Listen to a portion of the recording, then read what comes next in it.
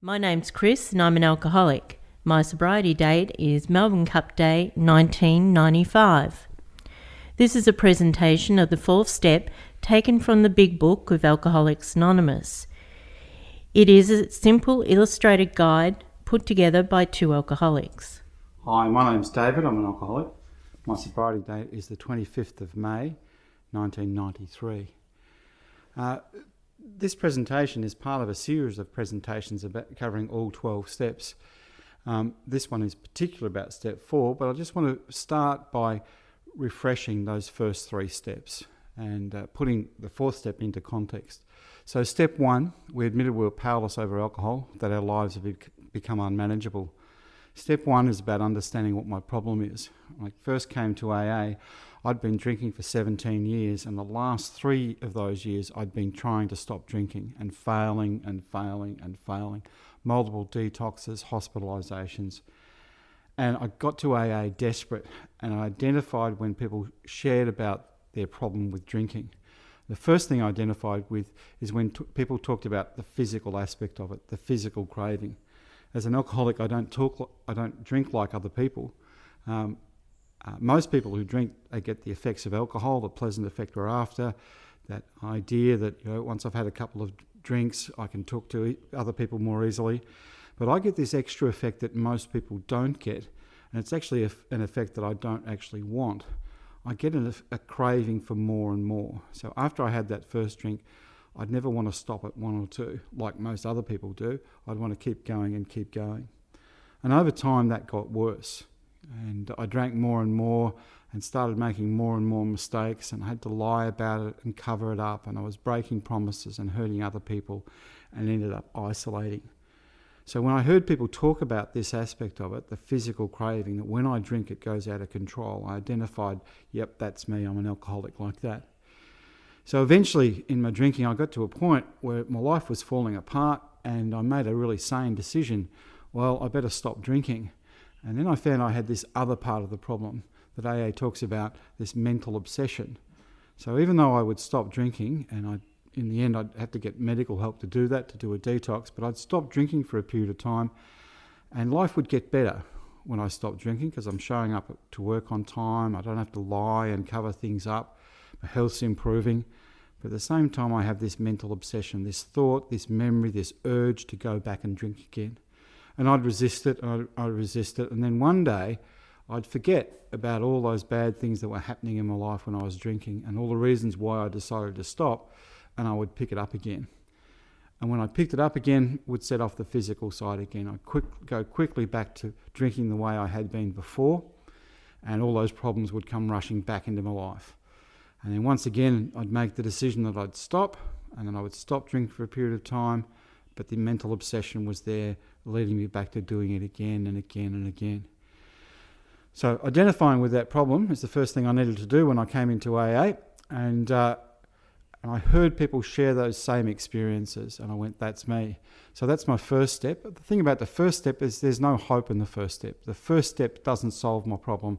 That's just the realisation I have a problem that I haven't been able to solve on my own. So if I'm powerless over alcohol, step 2 suggests that we came to believe that a power greater than ourselves could restore us to sanity.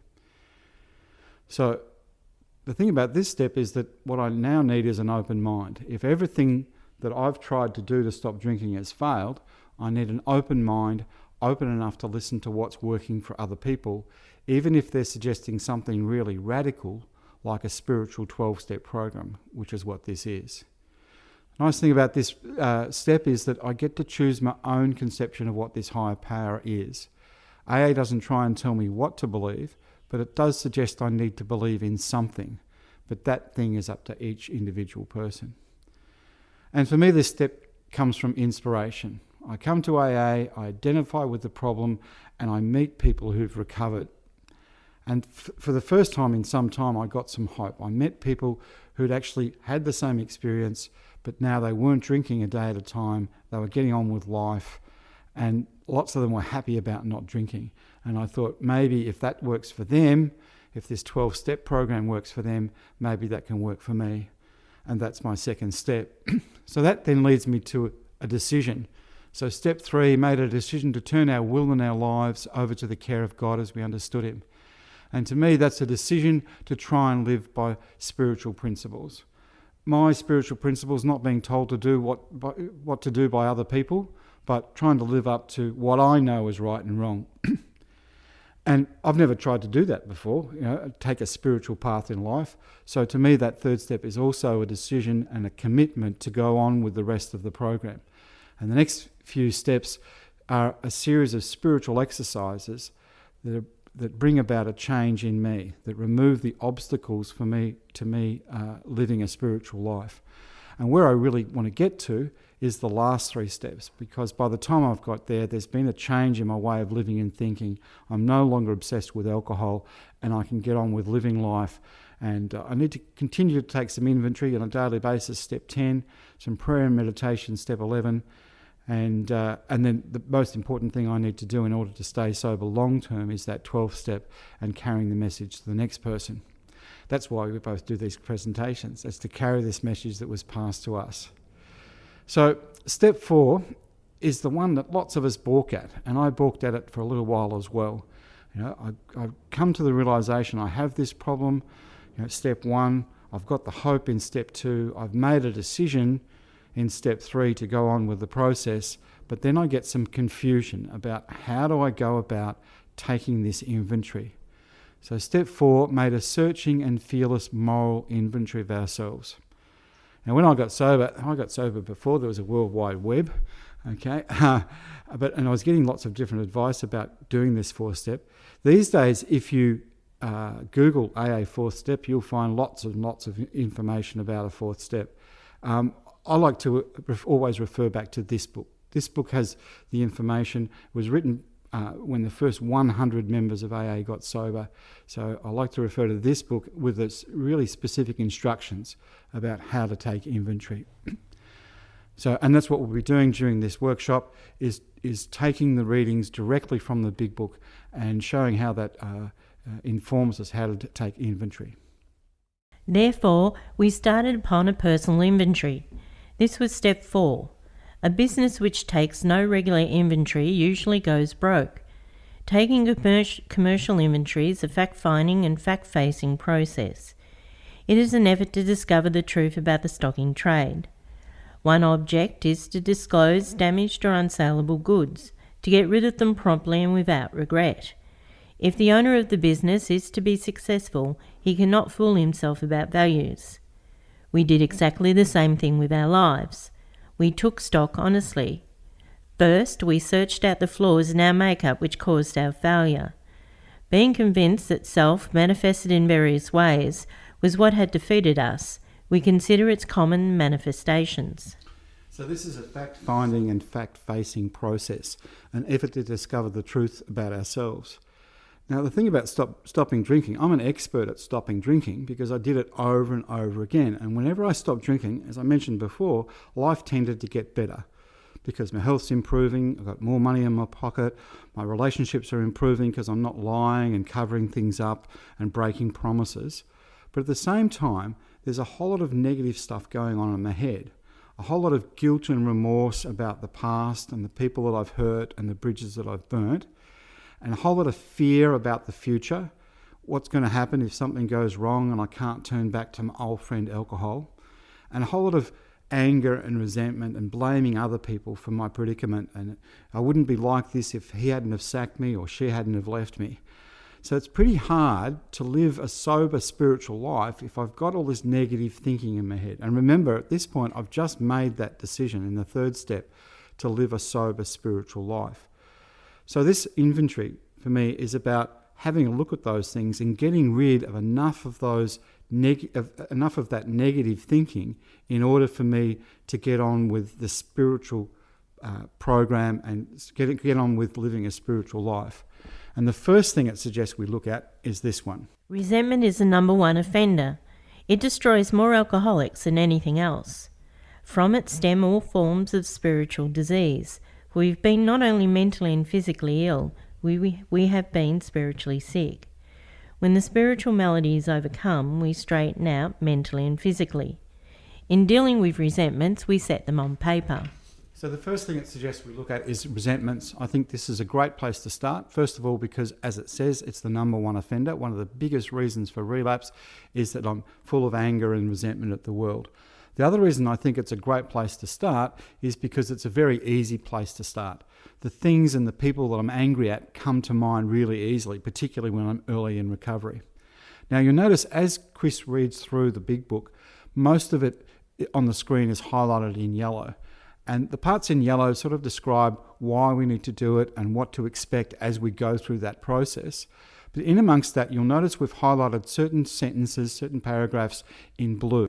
These are the sentences which are the definite statements about this is what we did. Now remember, this is written by the first 100 members who got sober. And so what was said to me as I went through this process is whenever I come across a sentence that is a statement of this is what we did, then I should take that as an instruction and I should go ahead and do that thing too. So the first instruction is, in dealing with resentments, we set them on paper. So what do I need to do? Well, first of all, I need a piece of paper, okay, and a pen.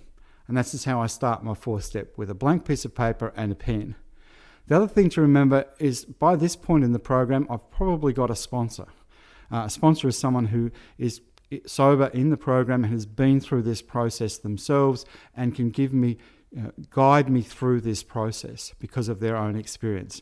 If I haven't got a sponsor at this point, good idea to get one, or at least someone who I can get some guidance from.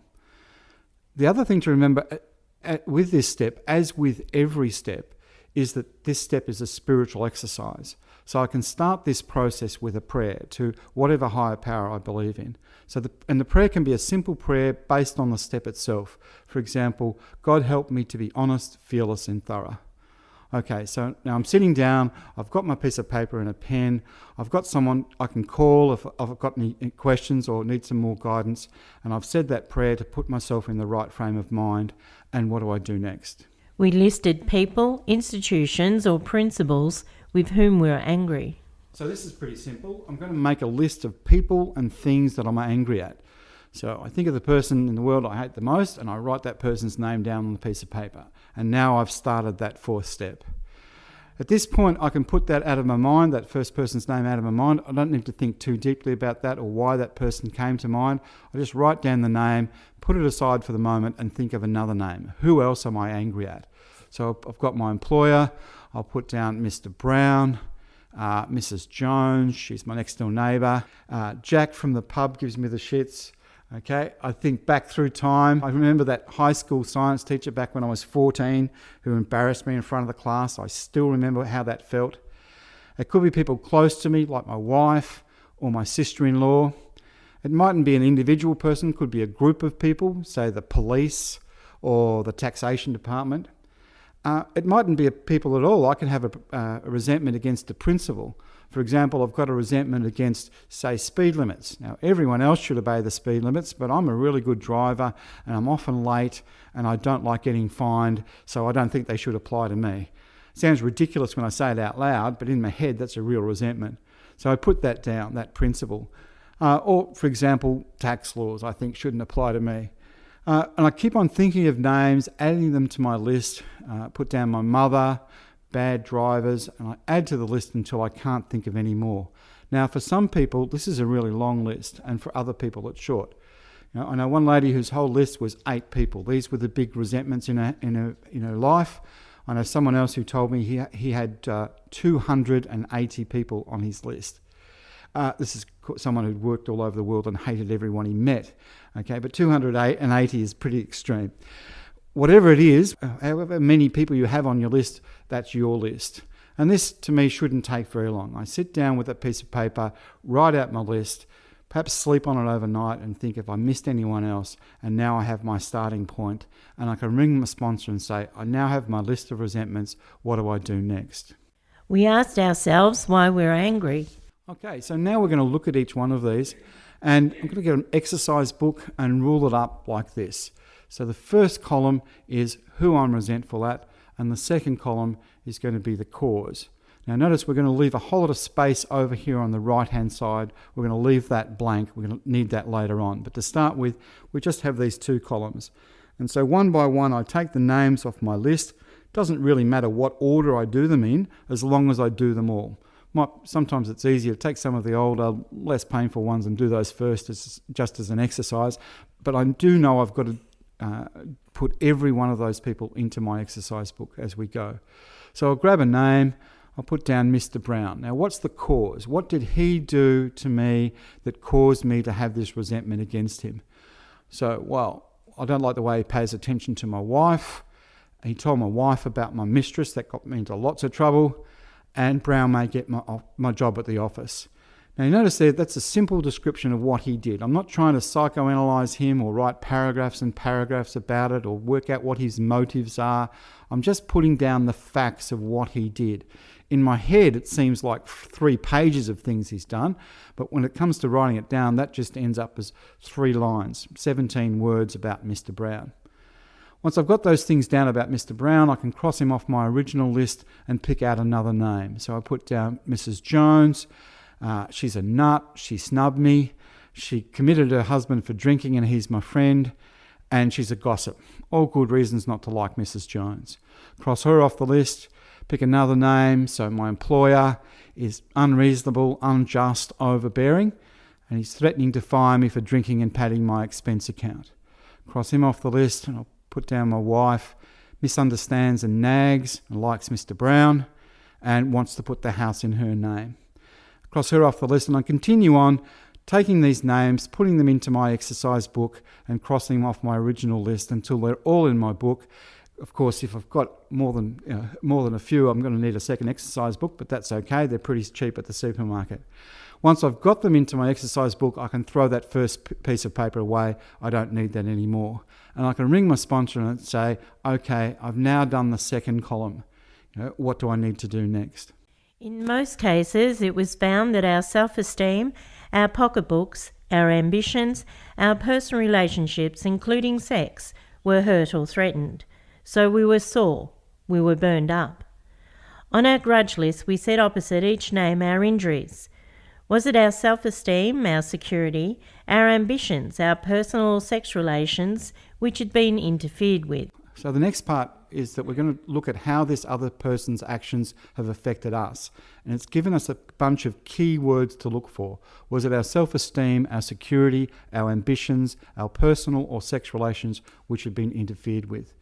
So I go back to my list. Here's my new column, what part of me was affected, and I look at each one. So Mr. Brown, his attention to my wife. It's affected my sex relations with my wife. It's also affected my self-esteem because I'm worried that she likes him better than she likes me. And there's fear associated with that in regards to, she might want to run off with him. He told my wife about my mistress. Well, that's affected my sex relations and my self-esteem. I didn't want people to know about that secret. Brown may get my job at the office. Well, that's affected my security. That's money in my pocket, roof over my head type security. Because if he gets my job, I might be demoted or even out of a job. It's also affecting my self-esteem because I think the boss likes him better than he likes me. There's fear associated around the security aspect of that as well. Mrs. Jones, that affects my personal relationship, my self-esteem, and there's some fear involved with that. My employer, that's affected my self-esteem. Why does he like other people better than he likes me? It's also affecting my security because he's threatening to fire me. My wife, that's affected my pride, my personal and sex relations, and the part about wanting the house in her name is affecting my security. Yeah, so this is a simple process of going through the list, looking at each one of them and working out what part of me was affected and seeing which key words apply in each of those situations. See, the first 2 columns, there's no new information. It's stuff I already know. I know who it was that hurt me and I know what they did to hurt me. But in the end, I want to learn something new about myself. So this column, I think it's really valuable because it starts to shift the focus away from that other person and onto me. Now, I just want to point out that this example is straight out of the AA Big Book on page 65. So Mr. Brown, Mrs. Jones, the employer and the wife. This is not my inventory. I wouldn't put my inventory up on a screen and make it available to lots of other people. This is a very private thing, this 4th step. It's between me and a piece of paper and my higher power and nobody else at this point. This example is out of the book. Now, the book doesn't take the example any further than that third column. So from here on in, what we're going to show you is sort of our best guess about what this guy in the book would have put into the rest of his inventory. We went back through our lives. Nothing counted but thoroughness and honesty. When we were finished, we considered it carefully. The first thing apparent was that this world and its people were often quite wrong. To conclude that others were wrong was as far as most of us ever got. The usual outcome was that people continued to wrong us and we stayed sore. Sometimes it was remorse and then we were sore at ourselves. But the more we fought and tried to have our own way, the worse matters got. As in war, the victor only seemed to win. Our moments of triumph were short-lived. It is plain that a life which includes deep resentment leads only to fertility and unhappiness. To the precise extent that we permit these, do we squander the hours that might have been worthwhile. But with the alcoholic, whose hope is the maintenance and growth of a spiritual experience, this business of resentment is infinitely grave. We found that it is fatal, for when harbouring such feelings we shut ourselves off from the sunlight of the spirit, the insanity of alcohol returns and we drink again. And with us, to drink is to die. If we were to live, we had to be free of anger. The grouch and the brainstorm were not for us. They may be the dubious luxury of normal men, but for alcoholics, these things are poison. So this is pointing out how dangerous resentments are. It's also pointing out that it's not just alcoholics who get resentments and are angry, but any life lived full of resentment and anger is going to be a pretty horrible life. And for us, it's even worse. Because if I stay angry and stay in resentment, it's going to lead me to pick up a drink again. So what's a resentment? A resentment is I start thinking about a person that I know, and when I start thinking about that person, I start to remember all the nasty things that that person did to me, which is what my second column is about. And then I start to re-feel that hurt from the past. I think to myself, that person hurt me, which is what that third column is about. Resentment is re-feeling that hurt from the past. And what normally happens then is my next thought, is this guy's a bastard, this guy in the first column. And I think about all those nasty things he did to me. I run through that list of things again, and then I re-feel that hurt, which is that third column. And I think to myself, this guy's a bastard, isn't he? And he did all those nasty things to me, and it hurt me, the bastard. And round and round and round it goes in my head. And the longer I think about it, the worse he gets. He's just this nasty person that's picking on me. And the more innocent I get, I didn't do anything wrong. And then I start thinking about what I could have done differently. When he said that to me, I should have said this or this or this. This is what I should have said to him. And then I start praying he gets hit by a bus. And then I start thinking about the next time. The next time that he's critical of me, I'm going to actually point out what all his problems are. And this goes round and round in my head. And I'm lying awake at night thinking about this stuff. He's at home sleeping peacefully, not thinking about me at all. And then in amongst this might go on for some time, this negative thinking, all I can think about. And then all of a sudden, this really pleasant thought comes into my head. Look, if I have a couple of drinks, I'll be able to forget about him for the night. So I go ahead and have those couple of drinks. And of course, now I'm an alcoholic. So when I have those couple of drinks, I don't stop at one or two. It goes out of control. Next day, I'm late for work and I'm hungover and all my problems have had puppies. So I need to get past these resentments. Now, at this point, while I'm doing a 4-step, I need to get past this resentment long enough to actually find out something about myself. So how do I do that? We turned back to the list, for it held the key to the future. We were prepared to look at it from an entirely different angle. We began to see that the world and its people really dominated us. In that state, the wrongdoing of others, fancied or real, had power to actually kill. How could we escape? We saw that these resentments must be mastered, but how? We could not wish them away any more than alcohol. This was our course. We realized that the people who wronged us were perhaps spiritually sick. Though we did not like their symptoms and the way these disturbed us, they, like ourselves, were sick too. We asked God to help us show them the same tolerance, pity and patience that we would cheerfully grant a sick friend. When a person offended, we said to ourselves, "This is a sick man. How can I be helpful to him?" God save me from being angry, thy will be done. We avoid retaliation or argument. We wouldn't treat sick people that way. If we do, we destroy our chance of being helpful.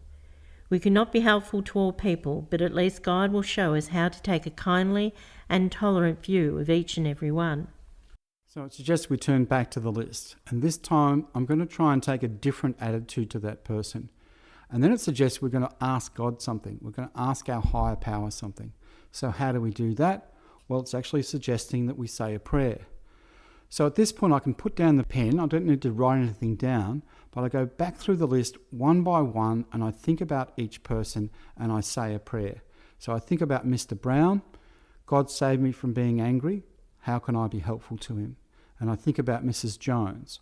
God save me from being angry. How can I be helpful to her?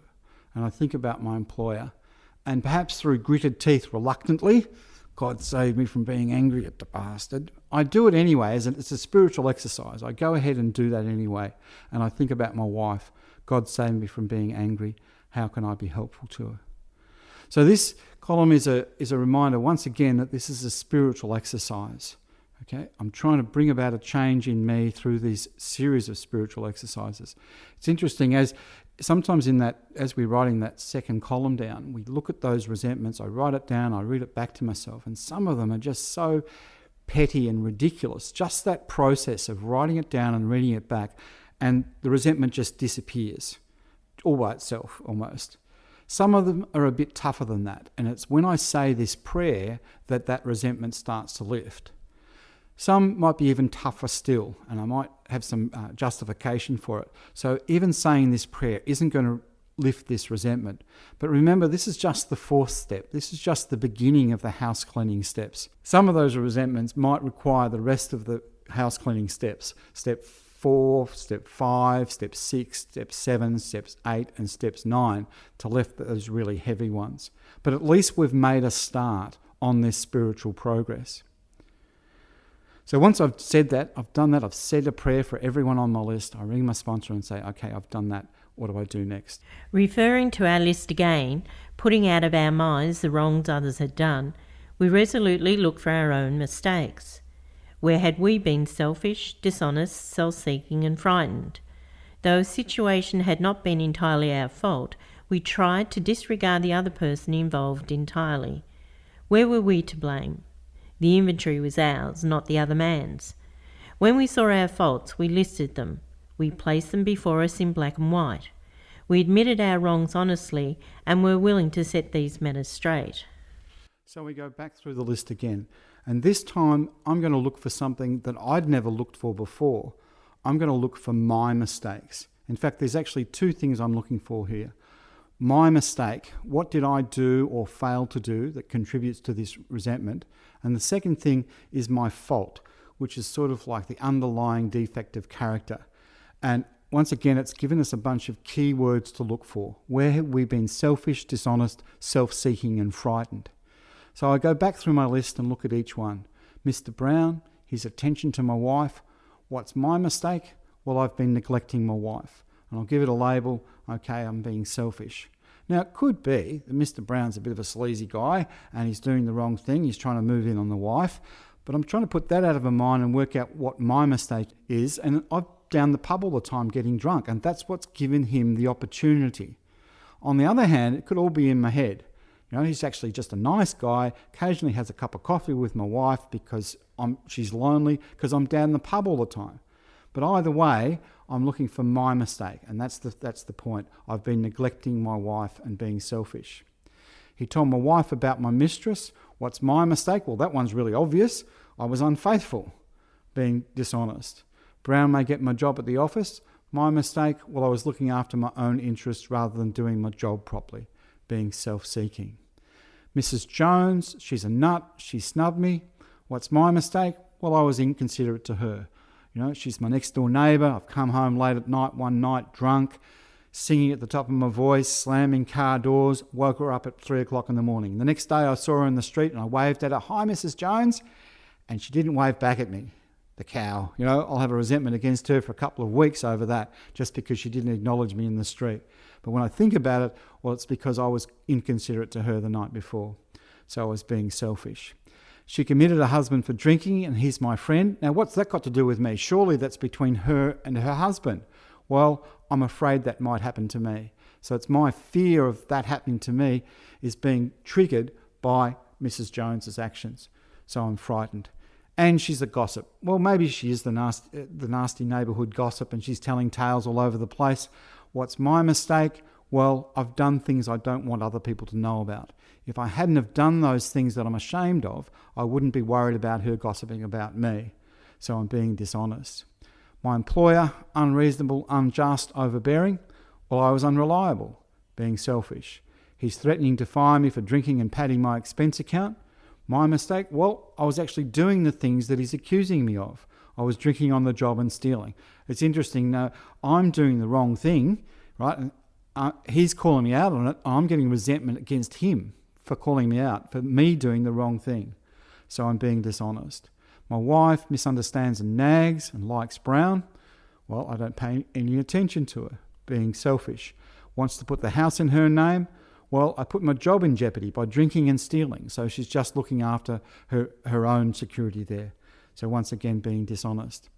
So I go through my list, and this becomes very interesting to me because I start seeing a whole lot of patterns in the way that I've been behaving towards other people and reacting to the way they behave towards me. And it's a new way of looking at myself. Now, you'll notice as we went through this process of the resentments, we started out by making the first list. We didn't go on to the second column until we had a complete list of names. Once we did that, we wrote down the names and wrote down the column with the cause of what caused that resentment. We didn't start on the third column until we finished the second column. Then we went down the page and worked out what part of me was affected. Then we went down the page and said a prayer for each person. And then finally we go down the page and work out what my mistake is. Now, the reason we really emphasize going down the page, down the page, down the page is that AA's experience is this is the best way of doing it for a couple of reasons. One is for sometimes people can get stuck on a particular resentment if they go across the page. You get to one particular resentment, really hurtful resentment, and I got stuck either in the second column when I think about what that other person did, or I get stuck on that last column when I start to think about how I'd been treating those other people. The other reason I think it's a great way of doing it, of going down the page, is that by the time I get to that fourth column, I can really start seeing the patterns in my behaviour. There it is again. There's my reaction to my boss, which is the same as the reaction to that high school teacher, which is the same as the reaction with any authority figure, or for example, there's that repeated behaviour, and I can clearly see it because I'm just looking at my behaviour and not the other person's behaviour when I'm looking at that fourth column. So that's my resentment list, and that's just the first part of this inventory. So the next part is about fear. Notice that the word fear is bracketed alongside the difficulties with Mr. Brown, Mrs. Jones, the employer, and the wife. This short word somehow touches about every aspect of our lives.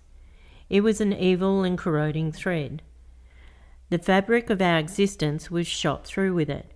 It set in motion trains of circumstances which brought us misfortune we felt we didn't deserve. But did not we, ourselves, set the ball rolling? Sometimes we think fear ought to be classed with stealing. It seems to cause more trouble. We reviewed our fears thoroughly. We put them on paper, even though we had no resentment in connection with them. So once again, it says these things need to go on paper. So what do I need? I need a list of my fears. This is my next list, a list of fears. Where do I get this list from? Well, I can actually refer back to my resentment list because I've already identified a whole lot of fear here and here and here through that fears list. And what I can do now is take each one of those and give them a name and put them on my new list. So there's a fear that my wife will leave.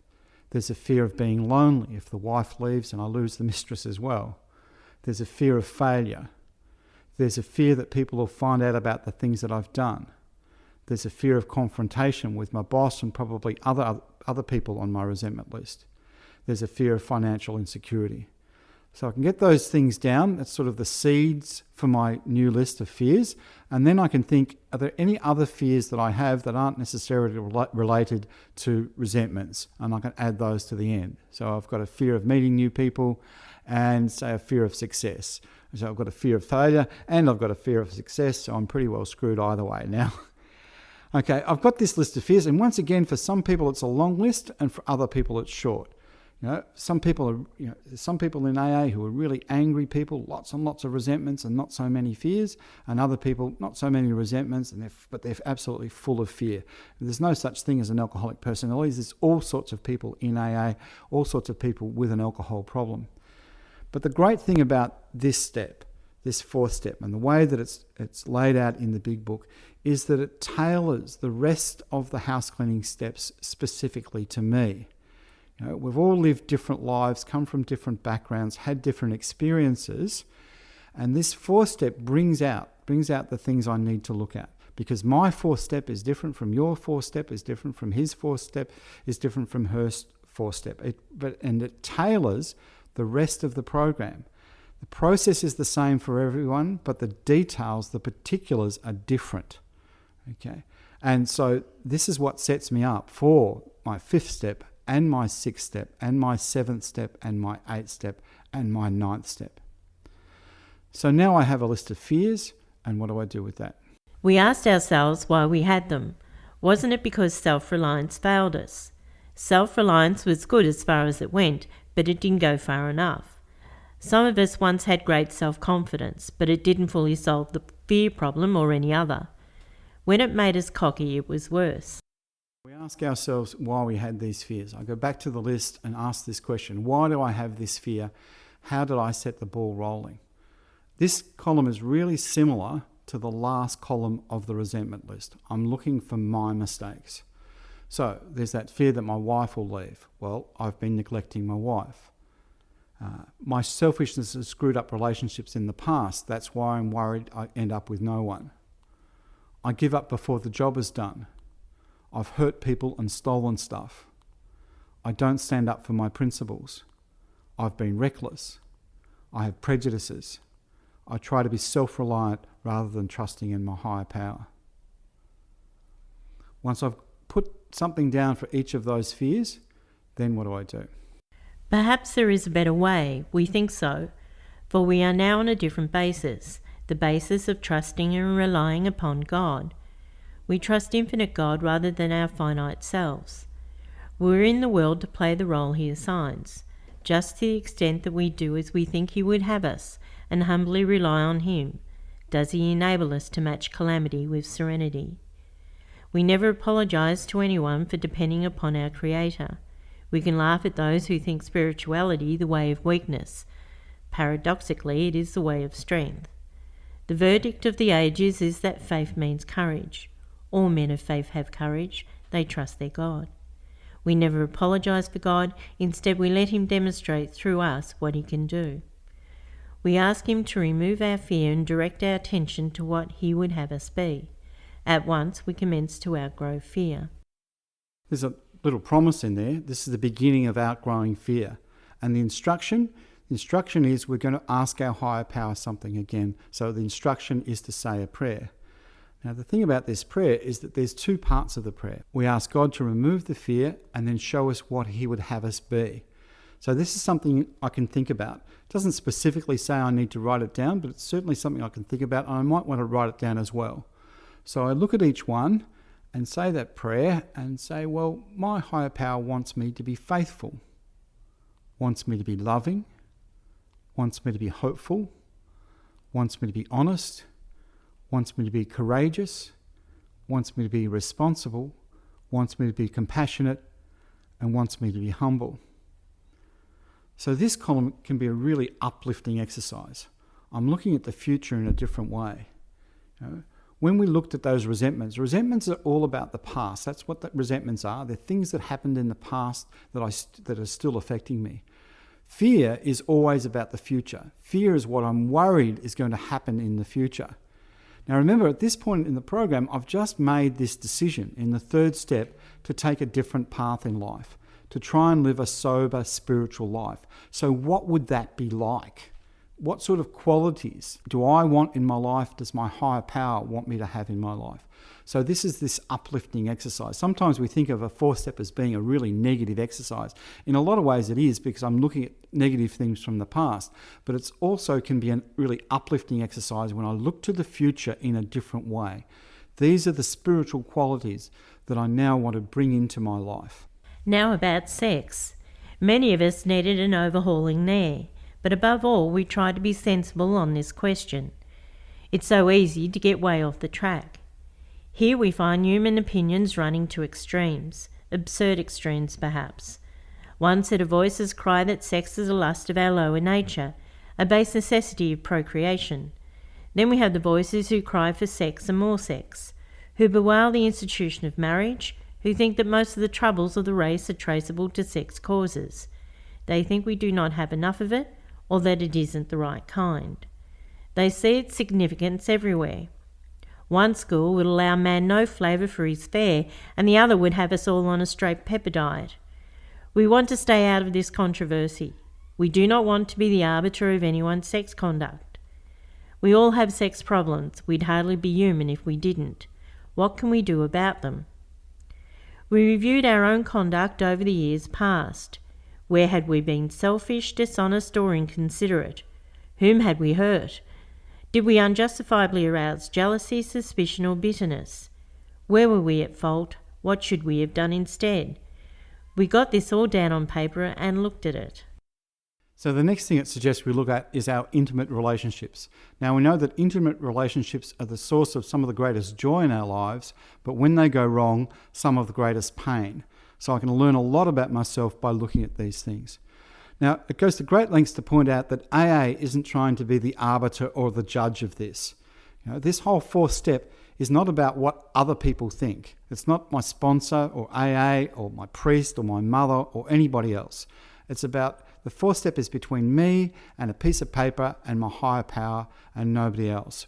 It does say that it's a searching and fearless moral inventory of ourselves. And to me that means, that word moral means that I need to make an assessment of my own behaviour based on my own values so I can learn something about myself. So I'm going to need a new list, a list of relationships, and we'll just make this one up for the guy that's in the book. This, once again, this is not my personal inventory. I'm making this up for the guy that's in the book. Okay, so I'll put down my first girlfriend, Barry's girlfriend, that fling in 1994, my wife, and my mistress. Now, I've got my list. Once again, for some people it's a long list, and for other people it's short. For some people it's alarmingly long, for other people it's disappointingly short. But it's our own list. So for each person on the list, there's a bunch of questions that it suggests I ask myself. Who did I hurt? Did I arouse jealousy, suspicion, or bitterness? Where was I selfish, dishonest, or inconsiderate? I'm looking for those three key words. Where was I at fault, and what should I have done instead? So I look at each one and think about that first girlfriend. What caused all the arguments and the eventual breakup of that relationship? Well, I threatened to dump her if she didn't have sex more often. That was the big issue in that relationship. So I'll give it a label. Okay, I was being selfish. One of the questions there is, what should I have done instead? And I can think about that and say, well, I should have respected her wishes. Barry's girlfriend, flirted with her, caused jealousy, hurt Barry as well. Give it a label. Okay, I was being inconsiderate. What could I have done differently? Well, I should have considered their relationship. That fling in 1994, don't even remember her name. Well, I lied to her about my intentions. I'm being dishonest. So why was I lying? Probably to get something out of the relationship. Who knows, even if I had been honest, it might have happened anyway. So I should have been honest with her. Now the wife, not all relationships end up badly. If you've got a relationship that's fine and dandy and everything's going well and lovingly, that's great. Write that down. But given that alcoholism gets in the way of that, alcoholism causes me to be dishonest and break promises and let people down and hurt people, it's not likely that all our relationships are rosy. This one started out great but ended up being inconsiderate and unfaithful, caused suspicion and bitterness. So give it a label. Okay, I was selfish and I was inconsiderate and I was dishonest. I got all three labels with that one.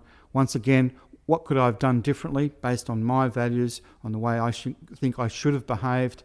Well, I should have spent more time with her, should have listened to her, should have been faithful. The mistress, I lied to her about being married, so I'm being dishonest.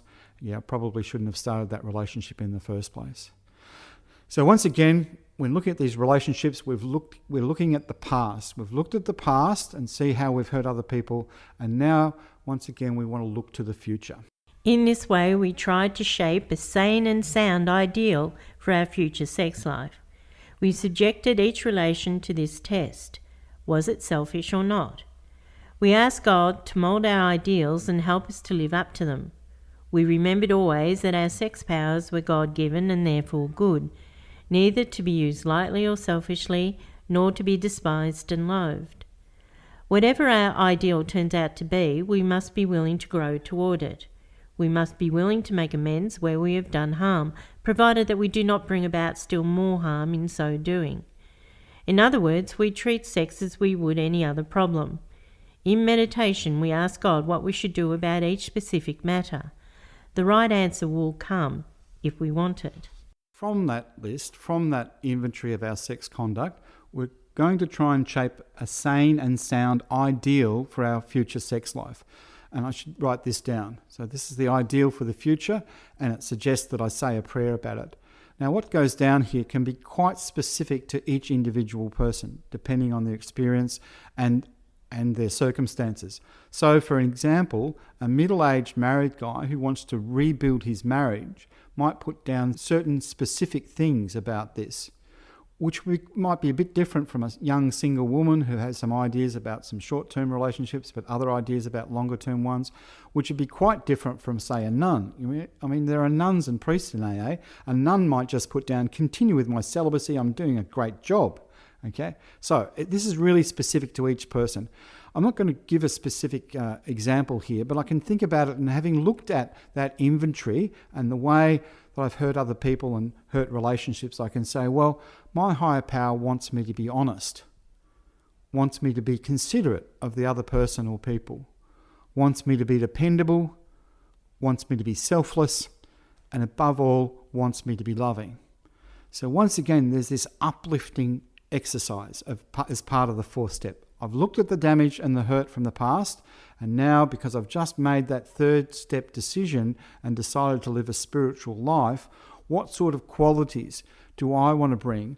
What sort of qualities does my higher power want me to bring, either to repair broken relationships or into new relationships as they form? God alone can judge our sex situation. Counsel with persons is often desirable, but we let God be the final judge. We realise that some people are as fanatical about sex as others are loose. We avoid hysterical thinking or advice. Suppose we fall short of the chosen ideal and stumble. Does this mean we are going to get drunk? Some people tell us so, but this is only a half-truth. It depends on us and on our motives. If we are sorry for what we have done and have the honest desire to let God take us to better things, we believe we will be forgiven and will have learned our lesson. If we are not sorry and our conduct continues to harm others, we are quite sure to drink. We are not theorising, these are facts out of our experience. To sum up about sex, we earnestly pray for the right ideal, for guidance in each questionable situation, for sanity and for the strength to do the right thing. If sex is very troublesome, we throw ourselves the harder into helping others. We think of their needs and work for them. This takes us out of ourselves. It quiets the imperious urge when to yield would mean heartache. So that's great advice for the future and living a sober spiritual life. Now, there's one more list we need. If we have been thorough about our personal inventory, we have written down a lot. We've listed and analysed our resentments. We've begun to comprehend their fertility and their fatality. We've commenced to see their terrible destructiveness. We have begun to learn tolerance, patience, and goodwill toward all men, even our enemies, for we look on them as sick people. We have listed the people we have hurt by our conduct and are willing to straighten out the past if we can. Okay, so the last list I need is the people that I've harmed. When I get to step 8, it says in the book, I have a list of people we've harmed. We made it when we took inventory. So I want to make sure we do have this list at this point. Where do I get this list from? Well, I can go back through my previous lists. and pick out some people. So Mrs. Jones and the harm done, well, I was inconsiderate to her. My employer, I stole from him. My wife, I neglected her, made her worry about security. So notice I'm not going to put Mr. Brown on this list. When I look at what's happened there with Mr. Brown, I can see what he's done that caused that resentment, but I haven't actually done anything to hurt him. So he doesn't need to go on my harms done list. Once I've got those things down from there, I can look at my other lists. Okay, maybe from the fears list will remind me of some other people. My sister-in-law stole money from her purse. My relationship list, lots of people I can put on my harms done list there. So there's that first girlfriend, Barry's girlfriend and Barry. There's the girl from 1994 and the mistress. And then I can think, is there anyone else that I've harmed that didn't come up on my resentments or my fears or my relationship list, and add those to the end. So I'll put down the hotel in Sydney. I left without paying the bill, so I've stolen from them. There's my brother. I borrowed his watch without him knowing it when I was 7 years old, and I broke it and I put it back and I didn't own up it was me that broke it. Now, at one level, who really cares? It's all those years ago. It was a $10 watch. What does it matter? But for some of us, that little secret thing that we've kept hidden, particularly when it involves someone close to us, someone we love, that's this guilty thing. It's fact-finding, fact-facing. I need to put that one down as well. There's that ex-work colleague. I blamed him for stealing stationery and got him fired. Now, I've affected that guy in a big way. Not only has he lost his job, but I've actually hurt his reputation. When it comes to steps 8 and 9, I'm going to really have to think about what to do about that. But at the moment, all I'm doing is just writing it down. Fact-finding, fact-facing, putting down the facts. So there's my list, my 4 lists. Resentments, fears, sex conduct, and the harms done. In this book, you read again and again that faith did for us what we could not do for ourselves. We hope you are convinced now that God can remove whatever self-will has blocked you off from Him. If you have already made a decision and an inventory of your grosser handicaps, you've made a good beginning. That being so, you have swallowed and digested some big chunks of truth about yourself. This is the beginning of the house cleaning steps, but it is only a beginning, and it's a big beginning. So I remember having my 4th step. I ended up, as I was saying, 3 years of trying to stop drinking and failing, multiple detoxes, hospitalizations.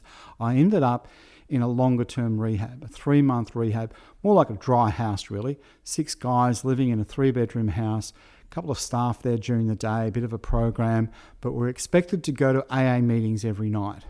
And that's where I got some hope, by going to those meetings, meeting people who'd recovered with this program. Now, I knew when I left that rehab that I was going to drink again. I didn't want to, but I knew that's what always happened. Left to my own devices, I pick up a drink again, and when I drink, it goes out of control.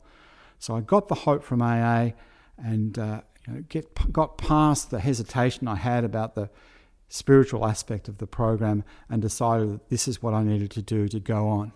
I bought for a little bit, not for very long, on this 4th step. At the same time, in the house, the other 5 guys, one of them finished his 3 months and left. The other 4 guys all relapsed and were thrown out. I didn't want that to happen to me.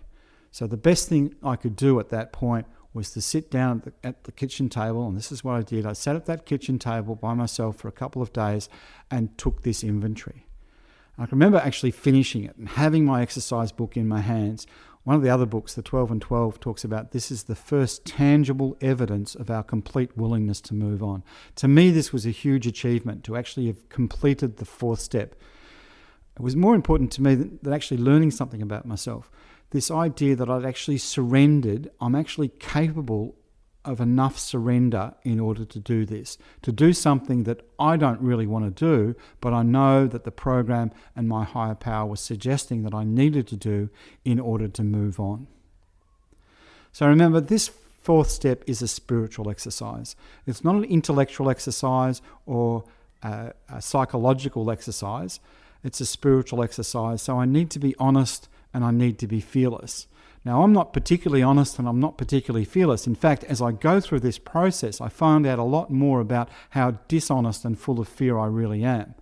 But that's why I need those first 3 steps before I get to this point. I need to be convinced that I'm powerless over alcohol. I get that hope in step 2, and then make that commitment to living a spiritual life in step 3. The other thing is that it needs to be thorough. And when we're talking about being thorough, to me that means don't leave anything out. There's a temptation to write paragraphs and paragraphs and write a whole lot of stuff, add stuff in that's sometimes not necessary. To be thorough, I need to make sure that I don't leave anything out of the first column of each of those lists. If I leave something out, some fear, some resentment, some harm I've done to someone else, I think that one I can leave aside. That's the one that's likely to trip me up in the future. And the other thing is to keep it simple. There's a great temptation to make this process of the 4th step much more complicated than it needs to be. I like this way it's described in the big book. It's about making a list and saying a prayer and looking at myself. And making a list and saying a prayer and looking at myself. See, I don't think I could write a novel about myself, right? Write a narrative about my life, but I can make a list. It's that simple. So thanks for letting us share. Thank you for listening. You can contact us through our website, illustratedsteps.org.